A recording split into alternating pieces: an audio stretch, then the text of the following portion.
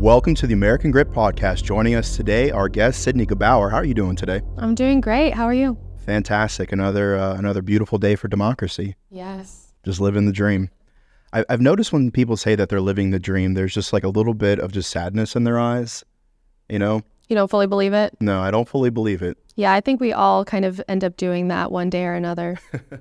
Yeah, and that's partially why we are here with American Grit, is that we fully believe that there are a multitude of amazing things about our country that we love and that we cherish and that we fought for and are very near and dear to our heart. But at the same time, being a patriot means knowing and recognizing that there are things that could be better, things that you wish you could change for the next generation to come over. And so today, I brought Sidney in to talk a little bit about how it is National Service Dog Month. And Sidney was an Air Force veteran specializing in canines. Would you tell us a little bit about yourself? Yes, absolutely. Thank you for having me today. So I was in the Air Force. I served for 7 years, slight extension on the end. I started my career in the missile field in Wyoming, actually. Wow. So I was part of the nuclear missile field up there for 4 years before deciding I'm finally going to do it, chase my dreams, go after canine. I went on my first deployment, came back, went to school, and I spent the last almost 4 years as a canine handler with explosive detector dogs. So you went from nuclear missiles to fur missiles. Yes, exactly. Great, quite the career shift. So what made you want to pursue that? You mentioned it, that had been a long time dream of yours. Tell us a little bit about that. It was. I actually saw my first canine demonstration when I was still in high school. I had joined JROTC. I loved it. It was such an incredible experience for me. And I went to MacDill Air Force Base for a leadership type camp. During that camp, we got to see a canine demonstration, and I'd always had a passion for dogs. I'd worked in shelters as a volunteer through high school. And I was like, that's what I want to do, that right there. So what do I have to do to get there? So that recruiter definitely, the recruiter was definitely doing a service to his country with that demonstration then? Oh, for sure. I thought that it was the coolest thing in the world, and just learning what they're actually capable of past what you see. Yeah. It's incredible, especially once you get to dive into it every single day, hands-on with your dog. Yeah. So once you finally achieved your dream and you made it, you had gotten your certification and you were signed off, what was the biggest thing that you realized that was different than what your perception had been going into it?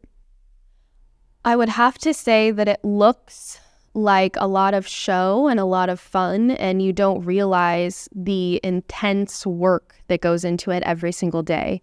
There are two types of detector dogs that we use in the Air Force, and that's either an explosive detector dog or a drug detector dog. So with that comes completely different responsibilities and workload, as well as schedule. So when you actually dive into whatever you're supposed to specialize in for the dog assigned to you, it's a daily task, and you're caring for that animal every single day. They're your responsibility. There's not really any off time, and you're just expected to be the best at all times. Now, do you get to name the dog, or do they came pre-named? They do come pre-named. That would be very cool. Could you veto a name if it was lame? I wish. There's been some crazy names. Most of the dogs actually here in San Antonio, a fun tip, if you ever see a working dog with the same two first letters in the name, they come from the Lackland Puppy Program. Oh, wow. Yes. So they do that here at Lackland Air Force Base. A little bit of lore there for the audience. So what rumors or misconceptions do you wish that you could dispel? Everybody has things that they they hate hearing about from other people, misconceptions. In this world specifically, what are you tired of hearing? I would have to say not so much tired of hearing, but it was kind of just like Groundhog Day with the same answer all the time. Not a lot of people think that women actually do this, and they've been doing it for years. It's nothing new. Women can do it just as well as a man can. It's extremely hard no matter what gender you are. And I think that shock it's kind of old. They've been doing it forever. And then the second thing would be that all of the dogs are mean. That's not true. And I know that's something pretty funny, but people usually shy away from the dogs, or they're too friendly and they do run up. But most of the dogs are actually quite friendly, and not all are actually even trained in bite work, which is completely separate. Oh, wow. Yes. So most that you will see are, but there's the onesie twosies that won't be, such as my prior dog. He was not doing any bite work anymore. Oh, okay. So any biting that he was doing was off the clock? Yes, with his toys. So I guess that's an interesting thread to pick up on. Is there a separate line of working dogs that are specifically primarily for bite work? No, it's actually just part of the certification process. So most of all the dogs will go through that certification process in addition to whatever their detection abilities are. Oh, so it's two separate schools, you could say, for the dogs. But sometimes behaviorally, they're just not accustomed to being more aggressive. They don't take to biting very well, or maybe they have a health condition that limits them from actually being able to effectively do that job. That was the case for my prior dog. Because of his health condition, he had to pretty much back off from doing that anymore. Oh, wow. So what tips would you give to somebody who is looking to start a career in the canine field?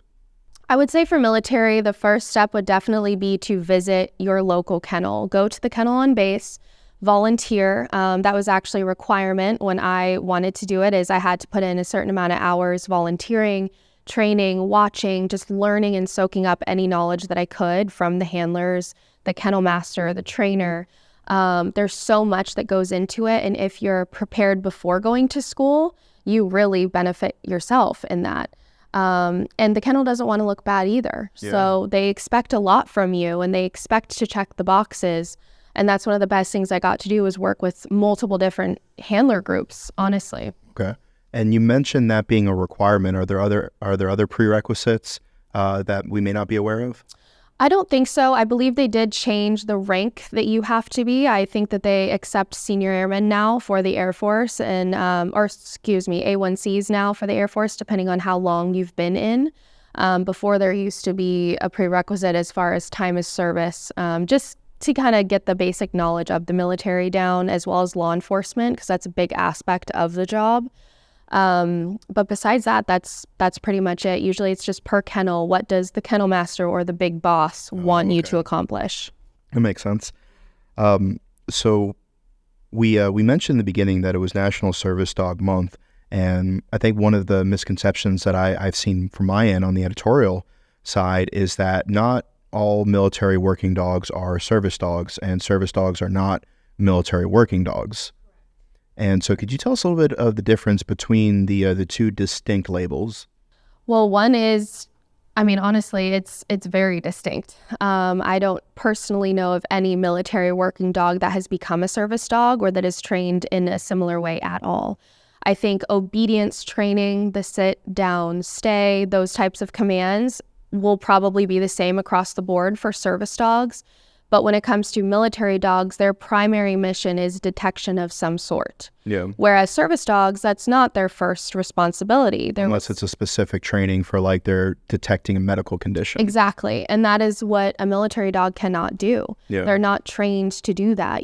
They're not trained basic life-saving skills, whereas a service dog might be, depending on the person's condition. Yeah. So I think that it's important to understand the difference between the two, because they are not the same. Yeah, and there's also, as distinctive a difference as there would be from a military working dog and a service dog, there's also a very distinct difference between a service dog and an emotional support dog. Yes, absolutely. Yeah, just because your furry friend makes you feel better and calms you down after a long day doesn't mean that you can take them into the airport or onto your flights or into the restaurant. Just because you buy a tactical vest off online and put a couple patches on it doesn't mean that people have to let you in. Yes. Because it's very interesting to see the mindset. You go into a social media group and you'll see somebody ask a question like, "Oh, what online places can I get to make my dog a service dog?" And it's like, no, you can't do that from just like an online certification.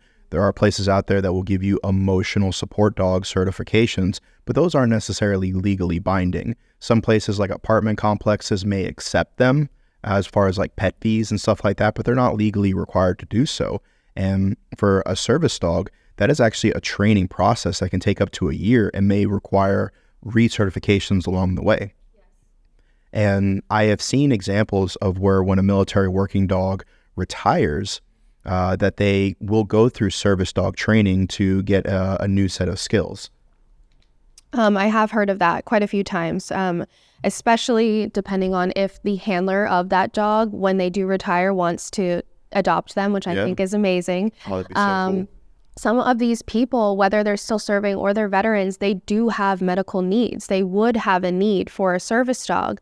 So you have this amazing partner that you've served with alongside for X amount of years. And if you do go through the legitimate training process, I think that's wonderful. And a lot of the dogs, they're so smart, so they're accustomed to be able to actually accept that training. But I think that the people that do it the opposite way, it's an abuse of power type of thing. And it really limits the ones that really need it. I get that. And I also think that it's a bit of an abuse of power where you have people who will petition these online programs where if you pay $150, you get certified. And it's like, who is the certifying authority? There's not really any weight there. It's not worth the paper it's printed on. And so they're taking, advantage of people who aren't necessarily aware of the specifics that it takes to meet these requirements. And they're just fleecing them for $150 at a time. And so, as technology for, those kind of things progress, and now we have more access to online certification, and we see, the evolution of things there, you have the potential to have more scams and stuff like that, but there also is the potential for more resources. And once a military working dog has completed their career, someone has to take care of them. Exactly. And I think that there has been incredible programs put in place to make sure that these dogs are taken care of, whether that's by their previous handler, their current handler, people in the building that have gotten to know them and their personality. And there's organizations such as Warrior Dog here in Texas that take on the problem dogs to give them an amazing life and to give them what they need in the medical care. And without that, unfortunately, it would be a pretty sad end to a lot of these dogs. And some retire so early. Yeah. And we have also here, we have Canine for Warriors, and they primarily deal with service dogs, not as much military working dogs, but they have some experience from that, from what I've seen on their website. But they will bring in their graduates once a month and bring them in to meet us here at the Grunt Style headquarters. And so that's awesome that there are so many resources. But can we talk a little bit more about the life cycle of a military working dog? Because there's got to be an age before they're ready to start training. How old do they have to be to hit what milestone? What is the natural longevity of a career? And then what is the process for what happens to them afterwards? So it really varies from one dog to another, and that's based on personality, health, kind of what their job has been as well, because for certain dogs, based on, say that they are bite certified, that does some damage to their body. And that will lead to them retiring early. Yeah. But as I mentioned at the beginning of the podcast, there was actually the puppy program here at Lackland. So they will breed the dogs here, and the puppies, once they are weaned from the mother, go home with usually handlers or trainers here at Lackland. They care for them. Sometimes they'll teach them basic obedience, housebreaking, kennel training, all things that they're going to need while they serve. And then I believe it's around 7 months to a year. Sometimes they can start training. So you usually don't see a new dog reach their duty location until they're past a year and a half at least. Yeah. Most of the ones I've seen personally have been over 2 years old. And that's still considered a puppy. They still act like a puppy, move like a puppy. Yeah. They're stubborn, super playful. But that's, it's continuing education after that. It doesn't just stop after they leave training. We, as the handler, we're required and expected to upgrade that continuously.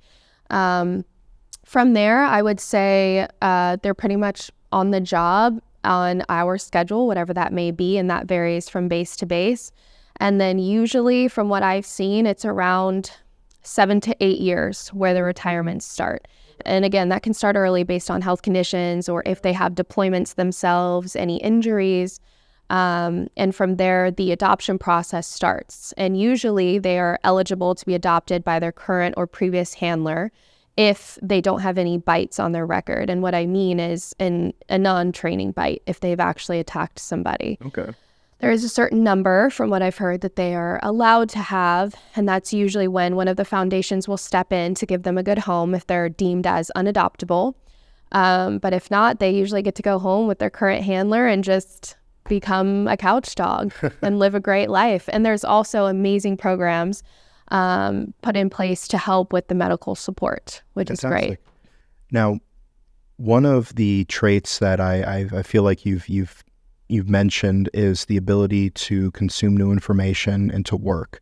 You said that it was a very difficult program. There is a lot of work that goes into these dogs. Is there any sort of issue with taking a dog who is very highly driven, highly purpose-focused, who is on duty, who is serving in the U.S. military? They, from what I understand, they have a rank. And so that way, if you do something towards them, it's like an assault towards whatever their rank would be. Yes. And so you have a dog who goes from a schedule, and they have a trainer who's, working them and training them, and they're being utilized, and now they no longer have that. Is there an issue where you have, the type of driven canine will struggle being a couch dog afterwards? I think that's definitely personality based as well, but it relates back to humans too. I mean, I can speak from experience. When I got out of the military, I lost that schedule. And it's kind of that question of what do I do now? Yeah. And I think that for some dogs, especially the younger they are, when they retire, they don't know any different. They're used to that. I personally have maintained a pretty good schedule with my retired working dog. I don't work him, obviously. He was an explosive detection dog, so we're not going to do any type of training anymore. But, basic obedience, things like that, I think are just really important for any animal, whether they're a service dog or not. Just that type of training is really great for them as well and for the family. And I think that establishing that home life schedule is healthy for them because they can act out or they can just be too high strung. Specific breeds too, like a Malinois, they're much more energetic and kind of ferocious than a shepherd might be. Okay. Now, have you ever been in a situation where you've been out with your retired dog and they key on something? No, I actually haven't. My dog's name is Zeus, and I think the only thing he will key on is a snack. So that's the most that we've gotten so far. Now, what would you do if you were, out for a stroll and Zeus picked up on something? I ask myself that every day. I'm always wondering because we take him on walks for his exercise. Yeah. He's not really able to run because of his back and his hips now. Same. And I'm always wondering. Yeah, I'm always wondering, what if I stop right now in the middle of this construction area and he sits? And it's wild. I would probably end up calling somebody just to be just sure, so you guys are aware, do with this information as you will, but this is my credentials, this is my dog's credentials, and this is what he did. Yes. That's on you now. I'm going to get coffee. Yeah, exactly. And it's honestly when you're actually training or working, maybe you're doing a mission, it is very clear if your dog will actually pick up on something or not. It's not a leisure type of movement. You're trained to know that dog in and out. And that dog's trained to know that scent in and out. Yeah. I had just gotten back from Afghanistan and I was walking my dog and I saw a 9-volt battery just on the side of the sidewalk. And I just had that turkey baster of adrenaline go through my arm. My blood ran cold. And I was just like, well, that's the end of old Dan Sharp, I made it through all my combat deployments and I'm going to get waxed in 29 palms. You're like, this is it. Yeah, I remember one time somebody on Xbox told me they were going to come to my home and inform me of their displeasure with my conduct in a Call of Duty lobby. Awesome. Yeah, and so I was like, that's it, Noob Master 69 finally getting his vengeance for getting teabagged, He found me. He's about to set that IED. And so, no, I think that would be very jarring, and I hope that never happens. Yeah, I would say so as well. Oh, my goodness. Now, you spoke about the so many factors being dependent on the individual dog itself, their personality, their temperament, their physical health. And so one of the natural questions that we may ask is, as technology evolves and you have the emergence of new systems and new platforms, what do you see as the feasibility of something like a drone or a robot stepping in and replacing military working dogs in the future? Of course, it's a great thought because it does put that extra level of safety on the dogs and on the handlers themselves. You know, when say that you are deployed or you are on a mission, you're out in front of anybody else to make sure that the area is safe. Or even here domestically, you know, Exactly. the majority of canines get used here, trying to keep our streets safe from fentanyl or from, domestic terrorism. Every day, right. Personally, I just don't think that there is any type of technology in place currently or kind of even soon in the future that could replace the capabilities that a working dog is able to do. And that includes the training process as well. And so, there are certain technologies that do exist, like the ability to distinguish different types of scent, scouting and stuff like that. And so some of those technologies, as you mentioned, are not near the place where they would be to be able to one-for-one swap a military working dog. So talk us through a little bit about the traits that you feel that military working dogs possess that would be difficult to replicate with robots and drones. I think the first thing would just be technology. It's faulty almost all of the time. Especially in the military. Yeah, especially in the military. I've actually seen a robot dog. They came to do a demonstration at my last duty station, and it ended up dying on us. So that's a perfect example of, something that wouldn't be able to be perfectly effective in place of a dog. Yeah. Whereas a dog may just need a little water break. If that drone or robot dies, you're left with nothing. Yeah. So there have been recent breakthroughs, in fact, this year, coming out of Tel Aviv and some other places where they have developed technologies with sensors that send electronic signals as a response to the presence of certain odors. And you would initially think that if it comes to something like explosives, that it would make more sense to put one of those devices on a small robot car or something, or maybe on one of those four-legged Boston Dynamic type robots, and send that out to interrogate and investigate for the safety of the handler as well as the canine. Because if something were to happen to the canine, more likely than not, the handler is going to try to recover and treat. And so to have a technology like that could be in place of those in those more austere locations is something that could happen in the future, but we're just not ready. I agree. I think that if anything right now and even in the near future, putting them in place to assist and kind of testing that theory would be the smartest move beyond just actually replacing a military working dog. And I'm sure that it could be different when it comes to drug detection. But as far as explosive detection, I feel like our faith would be more strong in a dog and a dog team that is well equipped to do that job than a drone. Yeah, and it might be one of those things where, like you said, it could be used in addition to support, particularly in a situation where if you're at a checkpoint and there's trucks coming through, the inherent danger to the handling team may not necessarily be as high.